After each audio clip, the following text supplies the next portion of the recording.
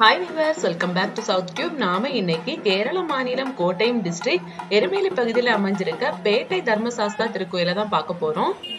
சபரிமலை ஐயப்பனை காண வரும் பக்தர்கள் பெருவழி பாதையா அவங்க பயணிச்சாங்கன்னா அவங்களோட ஸ்டார்டிங் பாயிண்டா தான் எருமேலி அமைஞ்சிருக்கு.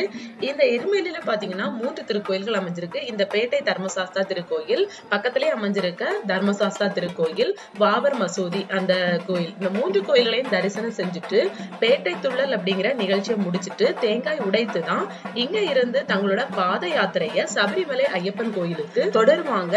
எருமேலி அப்படிங்கிற இந்த இடத்துக்கு முன்னாட்கள்ல எருமை கொல்லி அப்படிங்கிற பேர் இருந்திருக்குது. மகிழ்ச்சியை வதம் செய்யறதுக்காக தான் ஐயப்பன் அவதரித்தார். எருமை தலையோடு மனித உடலோடு கொண்ட அந்த மகிழ்ச்சி, பெரிய உருவமா இருந்த மகிழ்ச்சிய புலிப்பால் எடுக்கிறதுக்காக காட்டுக்குள் வந்த மணிகண்டன் தன்னோட வில் அம்புனால மகிழ்ச்சிய தாக்கி கொன்றிருக்காரு.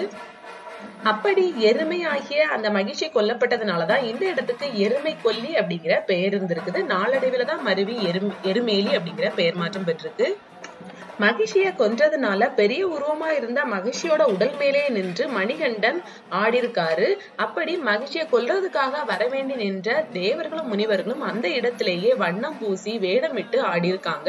அந்த நிகழ்ச்சியை கருத்துல கொண்டுதான் இன்றளவும் மாலையிட்ட ஐயப்பசாமி பக்தர்கள் வேடமிட்டு வண்ணம் பூசி ஆடுவாங்க. அததான் பேட்டை துள்ளல் அப்படின்னு சொல்லுவாங்க.